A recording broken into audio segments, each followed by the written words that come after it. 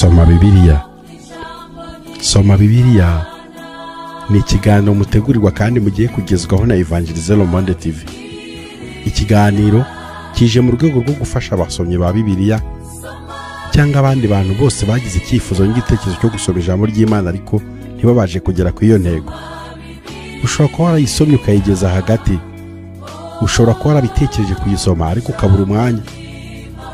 Hari impamvu nyinshi zigenda zigaragazwa n'abantu bakavuga ko gusoma Bibiliya ijambo ry'Imana ngo babashe guhitura no kurangiza ibitabo birigize byabananiye. Uyu munsi ntiyakwiye kuba impamvu cyangwa urwitwazo rwatuma udasoma ijambo ry'Imana. Evangelize Le Monde TV twabatekerejeho ku bakunzi bacu aho muherereye impande enye zigize isi. Tugiye kujya tubana namwe mu kiganiro Soma Bibiliya. Mu gihe cy'umwaka umwe tuzaba turangije gusoma ijambo ry'Imana. Ndakwifuriza kutazacikwa n'iki kiganiro Soma Bibiliya.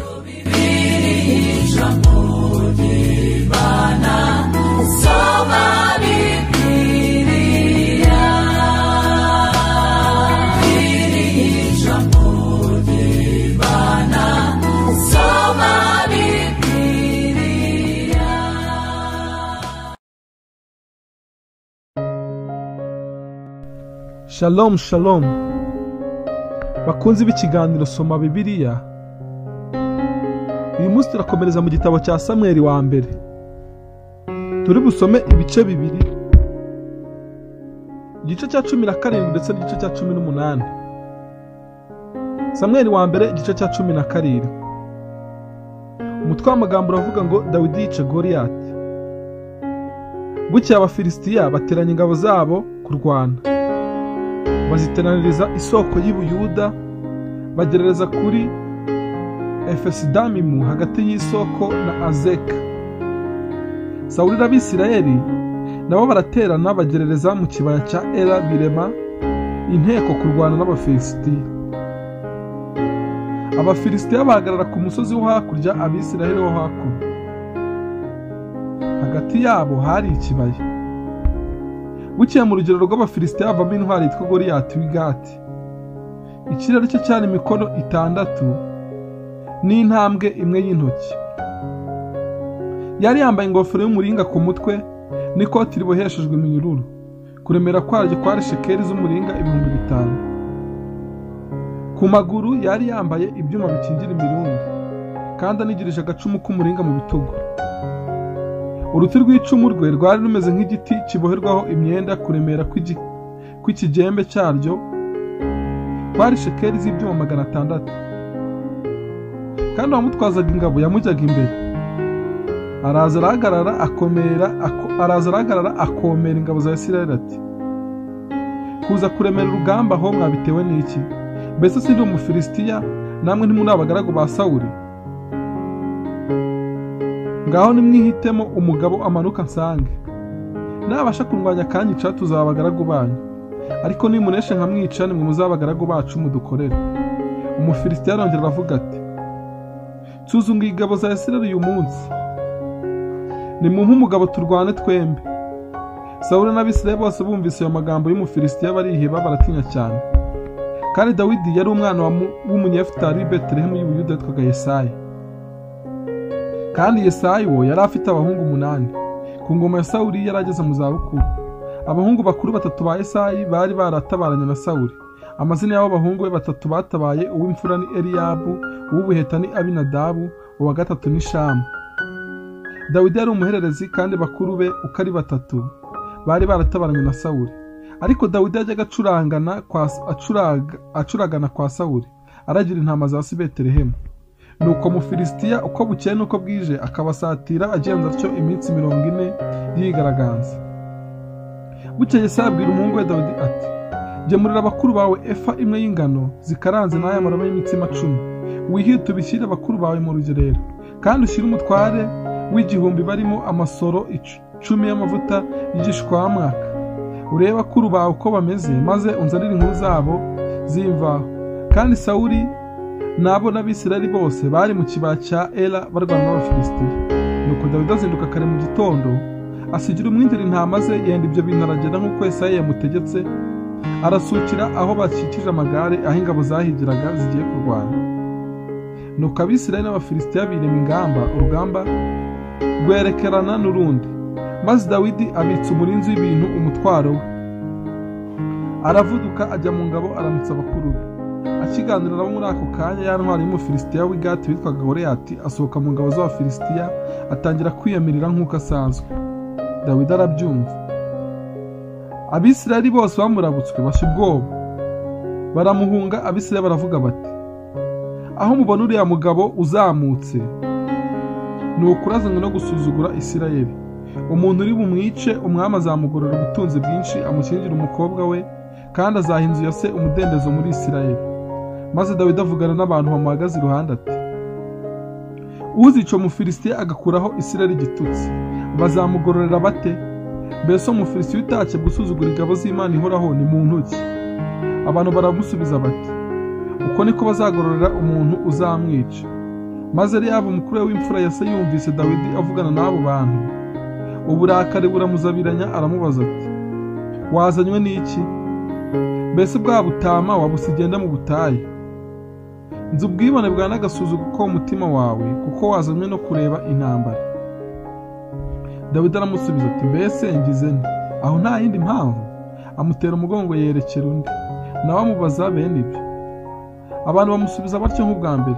Ayo magambo bumvise Dawidi avuga bayashengerera kwa Sawuli, abyumvise aramutumira. Dawidi abwira Sawuli ati, ntihagire ukurwa umutima nawe, umugaragu wawe ngiye kurwana n'uwo Mufilisitiya.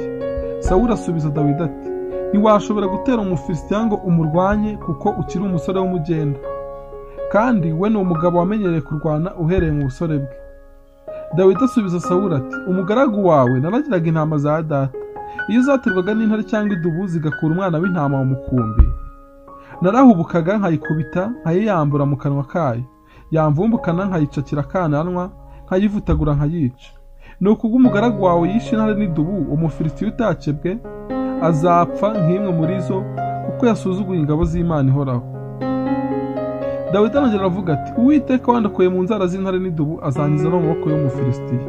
Nuko Sawuli abwira Dawidi ati, ngaho genda, Uwiteka abane nawe. Maze Sawuli yambika Dawidi imyambaro ye n'ingofero y'umuringa ku mutwe, amwambika n'ikoti riboheshejwe iminyururu. Dawidi ahera ko yambara inkota ku myambaro ye, agerageza kugenda kuko yari atayigeramo. Dawidi abwira Sawuli ati, simbasha kujyana ibi kuko ntabimenyereye. Nuko Dawidi arabyiyambura, ahera ko asingira inkoni arayitwaza, yitoraniza amabuyenge 5 mu kagezi, ayashyira mu ruhago rw'imvumba y'abashumba yari afite, kandi yari afite umuhumetso mu ntoki. Nuko yegera Umufilisitiya nawe araza asatira Dawidi, umutwaje ingabo amurangaje imbere. Umufilisitiya aza akebaguza, abona Dawidi aramusuzugura kuko yari umusore w'umugenda w'inzobe w'uburanga. Nuko Umufilisitiya abaza Dawidi ati, kunteranya inkoni, mbese ugira ngo ndimbwe? Umufilisitiya ahera ko akwena Dawidi mu izina ry'Imana ze. Umufilisitiya abwira Dawidi ati, ngwino nkubagire ibisiga byo mu kirere n'inyamaswa zo mu ishyamba. Dawidi abwira Umufilisitiya ati, wanteranya inkota n'icumu n'agacumu, ariko ngiye gutera mu izina ry'Uwiteka Nyiringabo, Imana y'ingabo za Isirayeli wasuzuguye. Uyu munsi Uwiteka arakungabiza nkwice, nguce igihanga, kandi ndagaburira ibisiga byo mu kirere n'inyamaswa z'inkazi zo mu ishyamba, intumbi z'ingabo z'Abafilisitiya, kugira ngo abo mu isi yose bamenye ko muri Isirayeli harimo Imana, kandi ngo iteraniro ryose rimenye ko Uwiteka adakirisha inkota cyangwa icumu, kuko intambara ari Uwiteka kandi ari we uzabatugabiza. Nuko Umufilisitiya ava aho yari ari, aza guhura na Dawidi. Dawidi ahuta yiruka yerekeye ingabo zabo ngo ahure n'Umufilisitiya. Dawidi akabakaba mu mvumba ye, akuramo ibuye, ararirekera, ararikocora Umufilisitiya mu ruhanga ririgitamo, yikubita hasi yubamye. Uko niko Dawidi yahanguje Umufilisitiya ibuye ry'umuhumetso, aramunesha, aramwica, kandi nta nkota Dawidi yari yitwaje. Dawidi aravuduka, amuhagarara hejuru, asingira inkota ye, ayikura mu rwubati rwayo, aramuhorahoza rwose, ayimucisha igihanga. Nuko Abafilisitiya babonye intwari yabo ipfuye, bariruka. Maze Abisirayeli n'Abayuda bahaguruka bitera hejuru, bagerekana Abafilisitiya babageza i Gati no ku marembo ya Ekuroni. Kandi Abafilisitiya b'inkomere bagwa ku nzira ijya i Sharayimu, bagera i Gati na Ekuroni. Abisirayeli bahera ko barekeraho kwirukana Abafilisitiya, baragaruka basahura urugero rwabo. Maze Dawidi yenda igihanga cy'Umufilisitiya kijyana i Yerusalemu, ariko intwaro ze azibika mu ihema rye. Ubwo Sawuli yarebaga Dawidi agiye kurwana n'Umufilisitiya, abajije Abuneri umugabo w'ingabo ze ati, harya uriya muhungu ni mwene nde? Abuneri nawe aramusubiza ati, mba ntumutabaho nyagasani nkamumenya. Umwami aravuga ati baza si wo umuhungu wariwe. Hanyuma Dawidi atabarutse amaze kwica Umufilisitiya, Abuneri amuzanira Sawuli afite igihanga cy'Umufilisitiya mu kaboko. Sawuli aramubaza ati harya uri mwene nde wa muhungu we? Dawidi aramusubiza ati ndi umwana w'umugaragu wawe Yesayi w'i Betelehemu. Samweli wa mbere igice cya 18. Umutwe w'amagambo uravuga ngo urukundo rwa Dawidi na Yonatani. Nuko Dawidi amaze kuvugana na Sawuli, umutima wa Yonatani uhera ko uba agati gakubiranye n'uwa Dawidi. Samweli wa mbere igice cya 18. Umutwe w'amagambo uravuga ngo urukundo rwa Dawidi na Yonatani.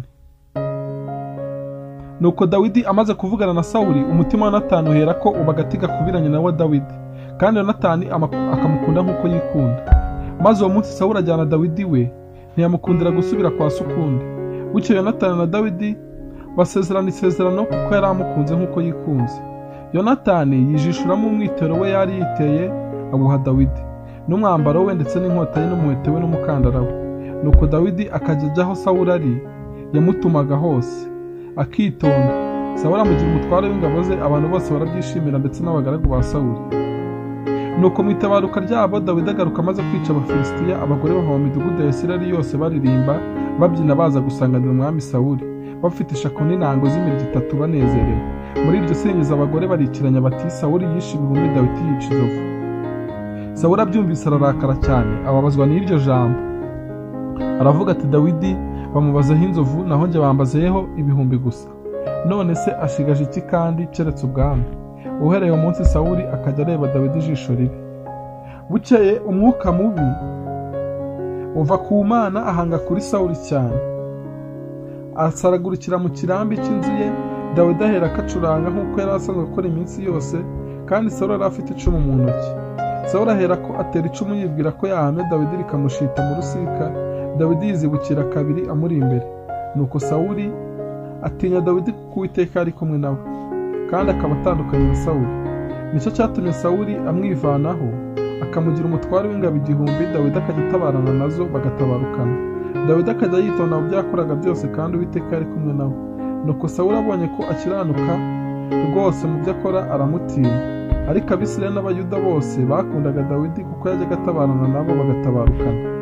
Bukeye Sawuli abwira Dawidi ati nguyu umukobwa wanjye mukuru Merabu nzamugushyingira, ariko rero ujye umbera intwari urwane intambara z'Uwiteka. Kuko Sawuli yibwiraga ati ye kuzangwaho ahubwo azagwe ku Bafilisitiya. Ariko Dawidi abwira Sawuli ati nkanjye kuba umukwe w'umwami ndinde, kandi ubugingo bwanjye ni iki, cyangwa inzu ya data mu Bisirayeli? Ariko igihe gisohoye, Merabu mwene Sawuli yari akwiriye gushyingirwa Dawidi. Bamushyingira Aduriyeli Umuheholati aramurongora. Hanyuma Mikali umukobwa wa Sawuli abenguka Dawidi, babibwira Sawuli arabyishimira. Aravuga ati nzamumuha mubere umutego, bituma agwa ku Bafilisitiya. Nicyo cyatumye Sawuli abwira Dawidi ubwa kabiri ati uyu munsi uraba umukwe wanjye. Ariko Sawuli abwira abagaragu be ati mujye inama na Dawidi rwihishwa, mubwire muti umva umwami arakwishimira kandi abagaragu be bose baragukunda, none uba umukwe w'umwami. Nuko abagaragu ba Sawuli bongora Dawidi ayo magambo. Dawidi aravuga ati mugira ngo biroroshye kuba umukwe w'umwami, kandi ndi umwana w'umukene w'insuzugurwa? Hanyuma abagaragu ba Sawuli bamubwira uko Dawidi yavuze. Sawuli aravuga ati muzabwire Dawidi muti umwami ntashaka inkwano keretse ibinyita 100 bikebwe ku Bafilisitiya ngo ahore inzigo abanzi be. Ariko Sawuli yibwiraga ko bizatuma Dawidi yicwa n'Abafilisitiya. Nuko abagaragu be bamaze kubwira Dawidi ayo magambo, Dawidi yishimira cyane kuba umukwe w'umwami. Igihe kitaragira Dawidi arahaguruka ajyana ingabo ze, yica mu Bafilisitiya abantu 200.